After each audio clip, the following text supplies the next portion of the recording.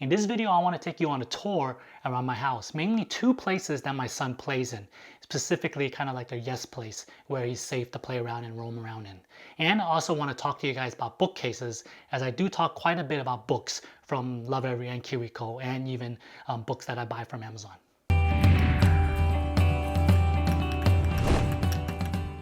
It's actually been quite a while since last time I showed you my son's room or gave you a tour of it. Last time I did it, it was his nursery still, and this was before he was born and way before we even decided to do Montessori. So most of the room has changed quite a bit, maybe besides for a few of the wall art decorations as well as maybe a few picture frames that we left on. Alright, so let's begin the room tour. You might be wondering why I'm walking so low, and that's because this is what the toddler sees, and it's a good idea to understand from a toddler's point of view. The first thing you're going to see here is the nugget, one of our nuggets. This configuration changes quite frequently, but currently he does like this a lot as it allows him to do a lot of climbing. Next to it is his floor bed and some of the stuffed animals he has. Doesn't really play with them except maybe Avery over there. He really does like Avery a lot. And then next, as you can see, some of the things that we did not change is the wall art. It all kind of stayed the same because we didn't want to take it out. Another thing that did not change are these four pictures right here. Ideally, we would have lowered it down to his height level. However, there are 4 holes behind the wall and I'm a little lazy to try to move them down right now. So this is probably going to stay here, but it's not a biggie. He hasn't actually really paid attention to them. And right below the picture, we have a mirror that I mounted on the wall, as well as the smaller of his 2 toy shelves. And right next to that is a fairly new addition, which is a bookshelf. Alright, so this is actually the bookshelf that I wanted to talk to you guys about. Most Montessori bookshelves do like it that it's front facing. So your typical bookshelves where you kind of line them up right next to each other and all you see is a spine is not really advised, as the child cannot see the front cover. Right now, this bookshelf is actually not meant to be a real bookshelf.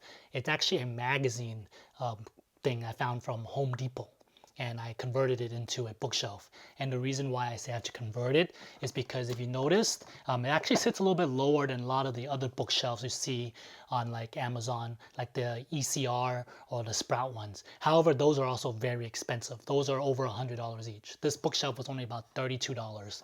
But I did have to do modifications I mentioned. And what that is I actually had to add in 2 PVC pipes so that it is, well, it's kind of hard to get.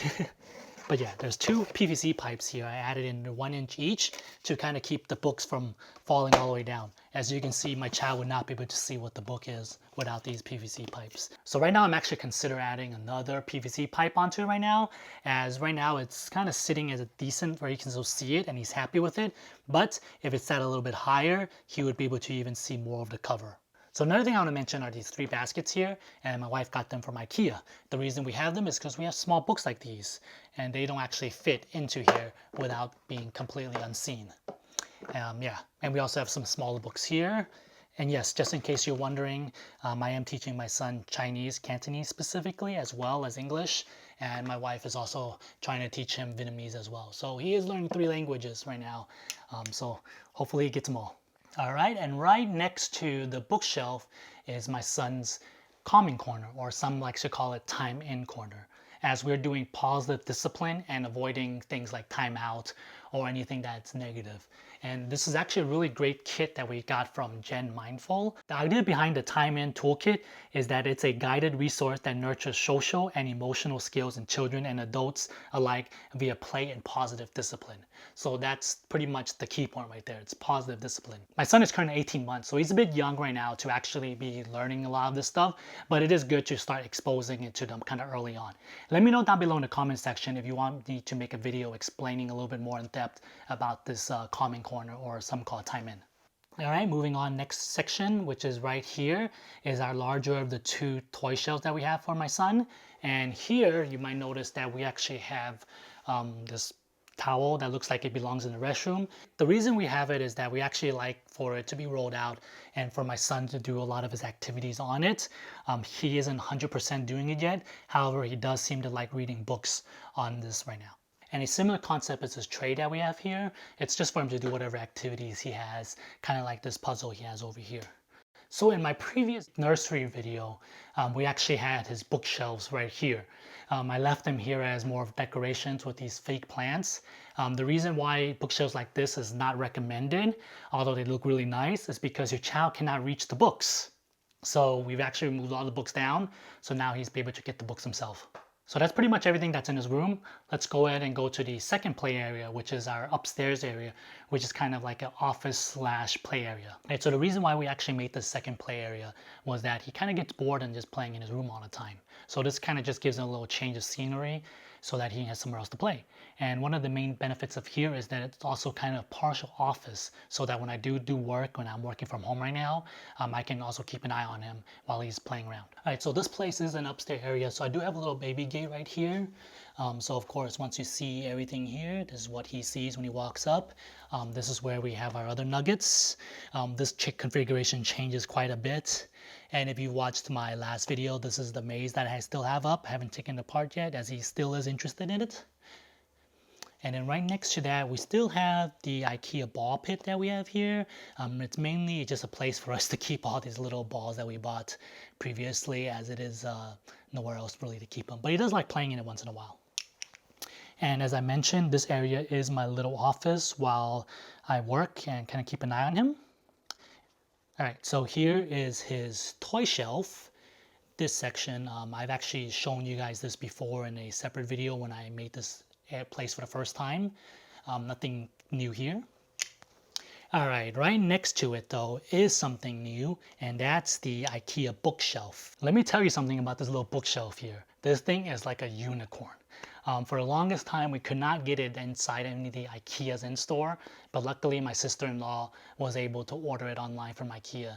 I don't know how she got a slot from their website, as their online ordering is a complete mess. So similar concept on why we actually like this shelf is that everything is forward facing, so my son can see everything inside here. Many of the other ones will take up more space, and we didn't really have that much room up here anymore with all this nuggets and maze that I keep building up here. And speaking about making things, this is actually something my wife made from the Babbler boxes. You can see, love everyone. We just saved some of the tops we had from the wipes, and then we just had little different things for him to feel a little more sensory play. It's a fairly simple box. It's pretty much hollow inside. All you do is just tape everything on here like that, and there you go. All right, and here we have our pickler triangle.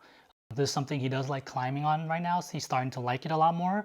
Initially, when you first got it for him, he was fairly young, I think around 8 or 9 months or so. He was not interested in it at all. However, recently he started to get interested in it, and he actually really likes to walk on the board between the two right now. All right, so those are the two main yes plays for my son. He pretty much can go wherever and do whatever he wants in these two areas.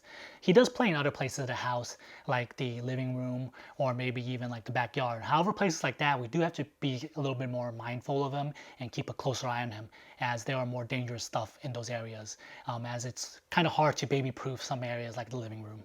And of course, your backyard, you're going to have other things you have to worry about.